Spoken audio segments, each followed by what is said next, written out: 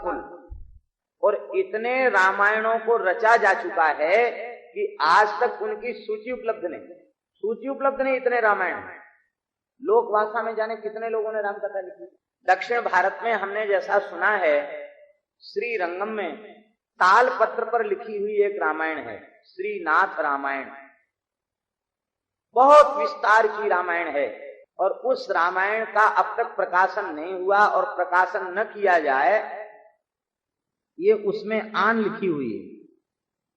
उनके संप्रदाय के लोग वहां उसको सुनते हैं, और पढ़ करके कोई व्यक्ति सुनाता है उसमें से चरित्रों को। तो ऐसी विचित्र राम कथा है जिसका कोई महाराज अद्भुत राम कथा है। श्री नाथ मुनि जी महाराज वाल्मीकि रामायण का पाठ कर रहे थे। पाठ में वनवास का प्रसंग आया, और श्री दशरथ जी के भगवत धाम गमन का प्रसंग आया, और ये रोने गाने के करुणा के प्रसंगों को सुनकर के फिर जानकी जी के भूविवर का प्रसंग आया। रोते रोते उनके नेत्र सूज गए।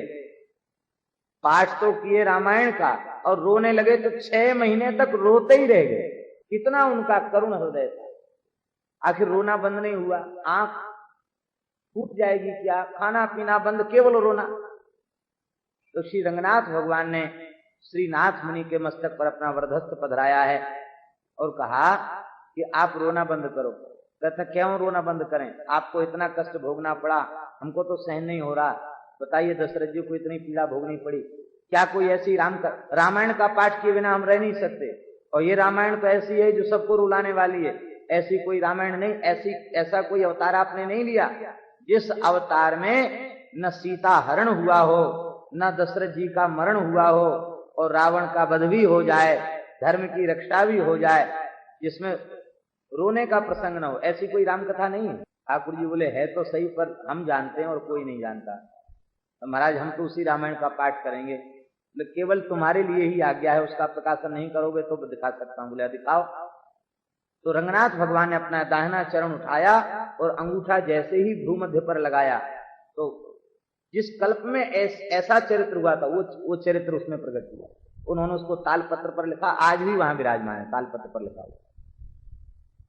आप सुनोगे तो आश्चर्य करोगे, बड़ा अद्भुत रामचरित्र है। कुछ उसका अंश श्री गोपालाचार्य जी महाराज, नाथ रामायण का कुछ अंश श्री गोपालाचार्य जी महाराज कहा करते हैं। वो वहां श्रीरंगम में कुछ दिन रह करके श्रवण करके तब आए, वो चरित्र वो कहा करते हैं। तात्पर्य कहने का रामायण शतकोटि अपार।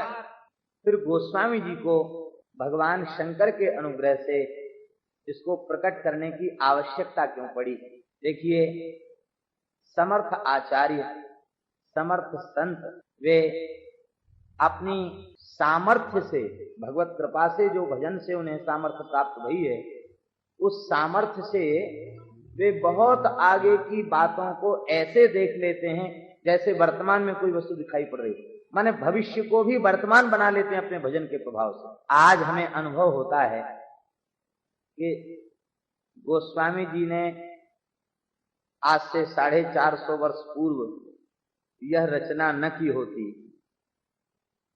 तो हम लोगों की क्या स्थिति होती। संस्कृत रामायण आज भी है, वाल्मीकि रामायण आज भी है, लेकिन वाल्मीकि रामायण से जन सामान्य लाभ नहीं पा सकता। वाल्मीकि रामायण उस काल की रचना है जब लोक भाषा संस्कृत थी, लोगों की संपर्क भाषा संस्कृत थी, बोलचाल की भाषा संस्कृत थी, उस काल की रचना है। और संस्कृत का ज्ञान तो क्षीण होता ही चला जा रहा है। संस्कृत का ज्ञान तो इतना क्षीण हो गया है कि अब कहने में भी संकोच होता है।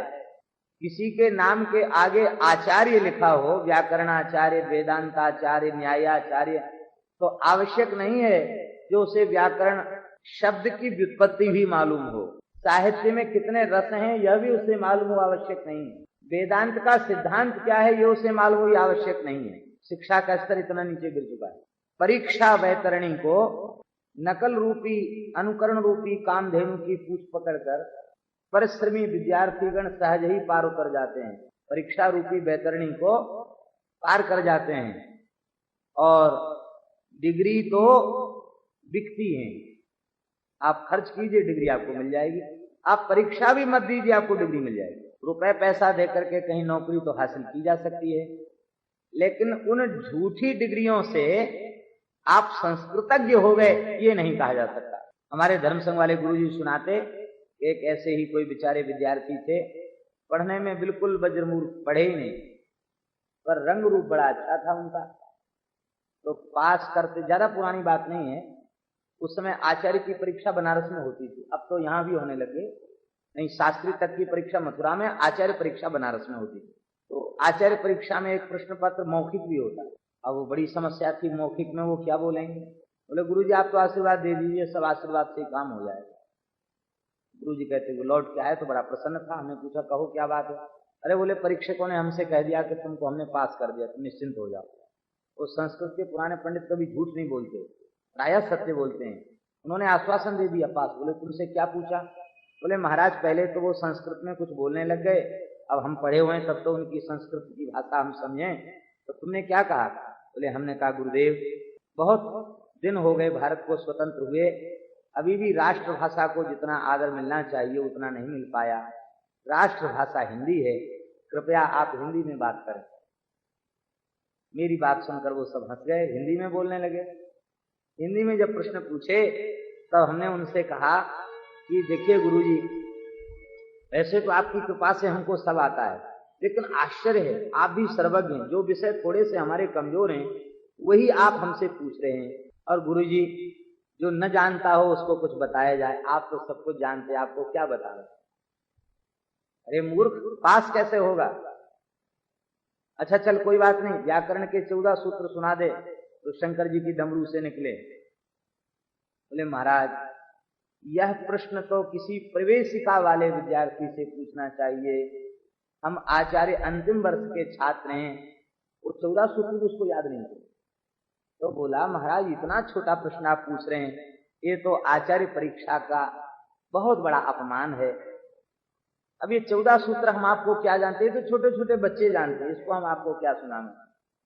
वो समझ गए पूछने वाले कि इसको 14 सूत्र भी याद नहीं। बोले अच्छा तू ये एक बात बता, कैसे पास होगा। बोले तुरंत हम चरणों में मस्तक रखकर रोने लग गए और बोले गुरु कृपा ही केवलम, गुरु कृपा ही केवलम। महाराज गरीब ब्राह्मण है, डिग्री मिल जाएगी तो कहीं नौकरी धंधा कुछ मिल जाएगा, हो सकता कहीं हम हो जाएं। अरे कुछ नहीं तो नाम के आगे तो लिखेंगे, पंडितों में पूछ बढ़ जाएगी। पास कैसे हो गए भाई। बोले आपकी चरणों की कृपा के सहारे। बोले सब बोले कोई बात नहीं, बेचारा रो रहा है, इसको पास कर दो। भैया पास कर दिया, रो मत, पास कर दिया। लिखित में तो पास तुम हो ही गए, हो गए, इतने चतुर हो बोलने में, तो मौखिक में भी तुमको पास कर। आज रामचरितमानस ग्रंथ नहीं होता, हंसने की बात नहीं है, रामचरितमानस ग्रंथ आज नहीं होता तो श्री रामचरित्र का बोध लोगों को कैसे होता। आज जो सदाचार, जो भारतीयता, जो संस्कार, जो सामाजिक समरसता के यत्किंचित संस्कार कहीं पाए जा रहे हैं, उसके मूल में श्री रामचरितमानस है।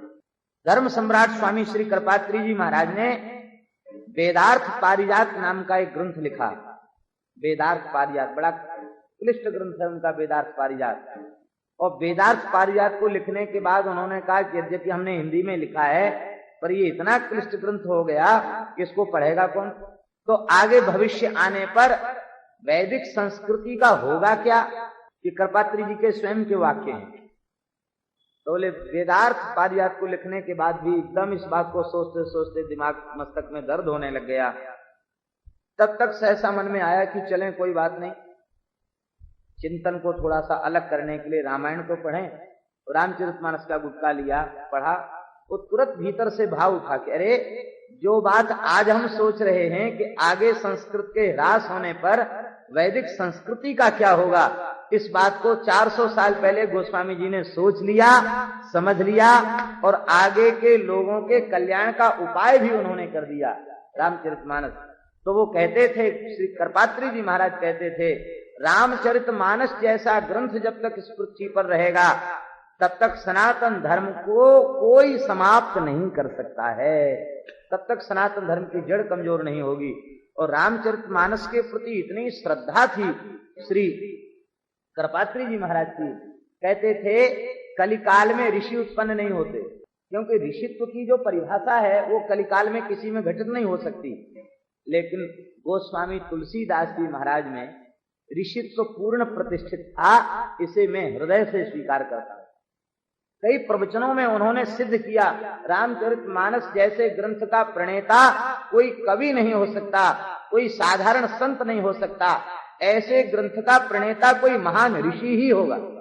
गोस्वामी तुलसीदास जी महाराज इस कलिकाल के ऋषि हैं, इसलिए उनको इस युग का अवतार माना गया है। भविष्य पुराण में तो स्पष्ट संकेत है, वाल्मीकि तुलसीदास खलौ खलु भविष्यति, वाल्मीकि ही तुलसीदास कलौ खलु भविष्यति। महर्षि वाल्मीकि तुलसीदास के रूप में प्रकट होंगे। और भक्तमाल ग्रंथ के रचयिता श्री नाभा गोस्वामी जी ने भी स्वीकार किया है, कलि कुटिल जीवन निस्तार हित वाल्मीकि तुलसी भयो, कलि कुटिल जीवन निस्तार हित वाल्मीकि तुलसी भयो।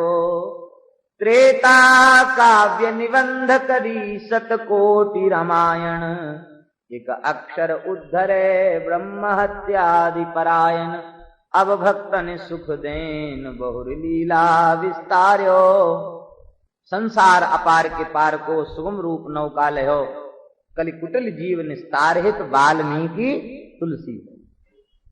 कलयुग के कुटिल जीवों को भव सागर से पार उतारने के लिए महर्षि वाल्मीकि ही तुलसीदास जी के रूप में प्रकट। इसलिए श्रीमद् वाल्मीकि रामायण को जो आशीर्वाद प्राप्त हैं ब्रह्मा जी के द्वारा, वे सारे के सारे आशीर्वाद रामचरितमानस को भी प्राप्त है। क्योंकि मूल वाल्मीकि रामायण, वाल्मीकि विशेषण क्यों लगा, वाल्मीकि कृत है इसलिए वाल्मीकि रामायण, और वे वाल्मीकि ही तुलसीदास जी हुए, इसलिए तुलसीदास जी की रामायण को भी रामायण कहा गया। लोगों में, बहुत से लोगों में मत है कि नहीं ये रामचरितमानस है, ये रामायण नहीं है, रामायण से वाल्मीकि रामायण। लेकिन नहीं, गोस्वामी जी ने इसे, शंकर जी ने रच करके अपने मानस में रखा, इसलिए इसको मानस भी कहा और इसे रामायण भी कहा। नाना पुराण निगमागम सम्मतम यद रामायणे, रामचरितमानस से नहीं कहा, रामायणे निगदितम क्वचिदन्यतोपि स्वांत सुखाय तुलसी रघुनाथ गाथा, भाषा निबद्ध मति मंजुल मातनोति। रामायण कहा कि नहीं कहा। और अंत में भी श्रीमद रामचरित्र मानसमिदम ते संसार पतंग घोर किरणै दह्यन्ति नो मानवा। यहां भी रामायण शब्द आया है अंतिम श्लोक में। रामायण प्राप्त्यैतु रामायणम यत्पूर्वं प्रभुना कृतं सुकविना, अंतिम श्लोक श्री रामचरितमानस का अंतिम श्लोक कहते हैं, यत्पूर्वं प्रभुना कृतं सुकविना श्री संमुना दुर्गमं, श्रीमद राम पदाब्ज भक्ति मनिषं प्राप्त्यैतु रामायणम, मत्वा तद्रघुनाथ नाम निरतं स्वान्तस्तमः शान्तये, भाषाबद्धमिदं चकार तुलसीदासस्तथा मानसम। तो गोस्वामी जी ने स्वयं इसको रामायण कहा है। रामचरितमानस की आरती लिखी तो आरती श्री रामायण जी की। तात्पर्य कहने का यह कि रामचरितमानस और रामायण दो नहीं है। वाल्मीकि महर्षि ने रामायण लिखा, ब्रह्मा जी ने आकर प्रेरित किया तुम लिखो। बोले महाराज लिखना बहुत कठिन काम। हाँ बहुत कठिन काम है लिखना। लिखने में कोई ना कोई बात असत्य हो ही जाती है। असली कई महात्मा तो ऐसे हैं, होते हैं न वो लिखते हैं और न वो पढ़ते हैं न वो बोलते हैं, वो काष्ठ मौन कहा जाता है, इशारा भी नहीं करते। जैन मत में भी ऐसा स्वीकार किया गया है कि जब उनको केवल ज्ञान हो जाता है तो वो लिखना, पढ़ना और बोलना ये तीनों काम बंद कर देते हैं। ऐसा जैन सिद्धांत में स्वीकार किया। केवल ज्ञान, केवली कहते हैं उनके यहाँ, मुक्ति ज्ञानी को मतलब केवल ज्ञान हो जाता तो वो लिखना, पढ़ना और बोलना ये तीनों काम बंद कर देते हैं। असत्य से बहुत बचते हैं महात्मा। महर्षि वाल्मीकि बोले महाराज हमने लिखा हो कहीं कुछ, कभी हृदय ने कुछ कल्पना करके लिख दिया, कुछ झूठ हो गया तो कुछ झूठ नहीं होना चाहिए। तो ब्रह्मा जी ने आशीर्वाद दिया, इस रामायण में तुम्हारा एक अक्षर भी असत्य नहीं होगा। नते वाक् अनिता अत्र काचिदत्र भविष्यति। इस ग्रंथ में तुम्हारी वाणी कहीं भी मिथ्या नहीं होगी। यहां तक ब्रह्मा जी ने कह दिया कि लोगों के मन में जो आ रहा है वो भी तुमको पता चल जाएगा। चरित्र तो वो है जो बाहर दिखाई पड़े, लेकिन मानसिक किसी पात्र के हृदय में कोई चिंतन चल रहा, वो चिंतन भी तुम कह दोगे। और वाल्मीकि रामायण की सबसे बड़ी विशेषता है कि वहां हनुमान जी क्या सोच रहे हैं और राम जी क्या सोच रहे हैं और कैकेयी क्या सोच रही है और मन में दशरथ जी क्या सोच रहे हैं, जामवंत जी क्या सोच रहे हैं और रावण क्या सोच रहा, ये सारी बात उसमें लिखी गई। सोच को भी लिख दिया। अब ये बात कोई लिखने की थी कि हनुमान जी जानकी जी की खोज करने गए और मंदोदरी को देख करके सोचने लगे, कह रहे ये तो जी सीता जी हैं, इतनी सुंदरी तो सीता ही हो सकती, दूसरी कोई नारी हो नहीं सकती, क्योंकि मंदोदरी जैसी सुंदरी हनुमान जी ने इसके पूर्व देखी ही नहीं थी। यद्यपि स्वर्गलोक तक की यात्रा करके आए, जाने कहाँ कहाँ हनुमान जी गए, लेकिन मंदोदरी जैसी सुंदरी नारी उन्होंने देखी नहीं थी। तो मन ही मन उन्होंने निश्चय कर लिया, अरे हो ना सके ये तो सीता जी हैं, और सीता जी हैं तो अरे बोले अब तो काम बन गया, अब तो मैं जाकर बता दूंगा। और वाल्मीकि रामायण में तो यहां तक लिखा हुआ है कि हनुमान जी छोटे से रूप में तो थे ही, तो कहते हैं कि हनुमान जी चढ़ने लगे खंभे पर, उतरने लगे जैसे बंदर करते हैं, चढ़े उतरे आस्फोटे और बड़े जगम जगाम, पैर रख के चलते हैं, फिर लेट जाते हैं, फिर खंभा पर चढ़ जाते हैं और अपनी पूंछ को चूमने लग गए। ये बानरी क्रीड़ा है, बानर को पूंछ से बड़ा प्रेम होता, पूंछ चूमने लग गए। अरे वाह, अब कोई बात नहीं, अब राम जी को रोना नहीं पड़ेगा, बंदर भी बेचारे बैठे हैं, सब अनशन किए, अब उनके भी प्राण नहीं जाएंगे। अब मन ही मन सोच रहे हैं, बाहर कुछ बोलेंगे तो वहां लोग जग जाएंगे। ये सब मानसिक क्रिया हो रही है। वो आनंद समा नहीं रहा, उस आनंद में हनुमान जी नाच भी रहे हैं, ऊपर चढ़ रहे हैं, उतर रहे हैं। बाद में सहसा उनके मन में आया कि अरे तुमने तो बानरी स्वभाव कर डाला। हे राम राम, धीरो दात्त नायक श्री राम, लोकाभिराम श्री राम, उनकी प्राण प्रिया विदेहराज नंदिनी उनके वियोग में शयन नहीं कर सकती। जिनके वियोग में श्री राम दिन रात रुदन करते रहते हैं, वे अपने प्रियतम के वियोग में शयन नहीं कर सकती। आग एक तरफ नहीं लगती, आग सदा दोनों तरफ लगती है। हाँ, ये विशेष बात है। मानसिक चिंतन इसकी बड़ी भारी महिमा है। कई बार ऐसा होता है आप किसी को हृदय से याद करते हैं तो बिना तार का तार वहां पहुंच जाता, वो भी आपको हृदय से याद करने लग जाता है। स्वामी जी के भगवत धाम गमन के पूर्व की बात है। स्वामी श्री रामचंद्रदास जी महाराज अपने नाम मलुक में ही थे। एकाएक मन में इच्छा हुई स्वामी जी का दर्शन करके, सोमवती अमावस्या थी, तो गंगा स्नान करें, कहाँ चलें? पहला विचार हुआ सोरोंजी चलें, कचला गंगा नहाएंगे। फिर एकाएक हुआ कि नहीं, किसी ने कहा कि नहीं ऐसा करो, सुक्ताल स्नान करो गंगा जी चल के, वहां ज्यादा भीड़ भाड़ नहीं तो वो ठीक है। कहा ये भी ठीक है। फिर कहा जब सुक्ताल ही जाना तो हरिद्वार क्यों ना चलो? बोले नहीं हरिद्वार नहीं, तो हरिद्वार जाएंगे तो हम हरिद्वार में स्नान नहीं करेंगे, तब तो ऋषिकेश स्नान करेंगे, वहां गंगा स्नान भी होगा और परम श्रद्धेय पूज्य प्रातः स्मरणीय स्वामी श्री रामचंद्रदास जी महाराज का दर्शन भी होगा, हो सकता उनकी वाणी का लाभ भी मिल जाए, वहीं चल के स्नान करें। एक मल्होत्रा जी हैं, उनको हमने कहा, बोले ठीक हम अपनी गाड़ी तैयार करते हैं। हम लोग चल पड़े और वहां जब पहुंचे, शायद तुम साथ थे, जब वहां चल के पहुंचे तो स्वामी जी अपने शयन में जा चुके थे। तो हमने कहा स्वामी जी जग रहे हो तो रात को दर्शन करेंगे, दूसरे दिन सोमवती अमावस्या थी, और नहीं जग रहे हो तो हम विश्राम कर जाएंगे, सवेरे स्वामी जी के सत्संग में सम्मिलित होंगे। तो उनके निकटस्थ रहने वाले ब्रह्मचारियों ने कहा कि आज सवेरे से स्वामी जी ने आपको कई बार याद किया, इतना कभी किसी को याद नहीं करते, याद किया। और अभी भी थोड़ी देर पहले कह रहे थे कि वो कह के गए थे कि हम आएंगे, आए नहीं। अभी देखते हैं स्वामी जी जग रहे हैं कि नहीं। देखा तो स्वामी जी जग रहे थे, जबकि वो उनके विश्राम का समय था, वो जग रहे थे। तो मेरे सहसा आया कि बिना किसी पूर्व योजना के एक दिन पूर्व मध्याह्न के बाद विचार बना। इसका मतलब वहां से वो स्मरण कर रहे थे, तो ठीक हमारा भी उधर पूरा चिंतन उस ओर चला गया। और जब उनके सामने पहुंचे तो हमें पद तो याद नहीं है। मारवाड़ी में कोई भजन स्वामी जी बड़े प्रसन्न होकर के गाने लग गए, शायद मारे घर संत पाहुने आए, ऐसा कोई पद है। उस पद को स्वामी जी गाने लग गए और बोले अब तो रहेंगे यहाँ। और दूसरे दिन हमको जाना था, तो हम तो डर के मारे नहीं कह पाए कि हम कल सवेरे गंगा स्नान करके चले जाएंगे। हाँ ना कुछ नहीं किए, प्रणाम करके चले आए। तो सवेरे जाना था, सवेरे नहीं गए, फिर शाम की समय वहां 2-2:30 बजे 3 बजे शाम को जो सत्संग होता है, शाम का सत्संग सुन करके तब हम कहकर भी और सुनकर भी हरिशरण। तो ये मानसिक जो चिंतन है, चिंतन की जो धारा है, वो महाराज बिना तार का तार है। इधर से आप चिंतन करें तो उधर चिंतन न बने, ये संभव नहीं।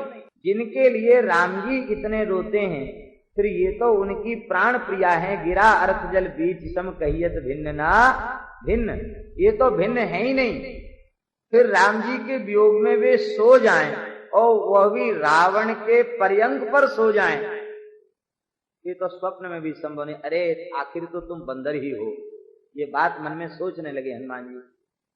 सोच तो रहे हैं हनुमान जी, और महर्षि वाल्मीकि उसको लिख रहे हैं। हनुमान जी ने ये सोचा और अपने आप को धिक्कारने लगे, बोले नहीं नहीं नहीं, ये जानकी जी नहीं है। रामायणों में तुम्हारा विचित्र प्रकार के चरित्र हैं राम जी। हनुमान जी को गुस्सा भी आ गया, अरे यहाँ हमको इतनी देर तक समय बर्बाद हुआ, हम भी कुछ ना कुछ यहाँ ऐसी लीला करके जाएंगे जिससे कुछ बढ़िया बात बने। तो हनुमान जी महाराज तंत्र विद्या के भी विशारद थे, तो हनुमान जी ने तंत्र प्रयोग करके रावण की चुटिया और मंदोदरी का चुटीला दोनों को मंत्र पढ़कर बांध दिया। ऐसा भी रामायण में, किसी रामायण में ऐसा भी है। उस तंत्र की ऐसी महिमा होती है कि उस तंत्र को जानने वाला व्यक्ति जब तक पुनः मंत्रोच्चारण नहीं करेगा तब तक वो बंधन खुलेगा ही नहीं।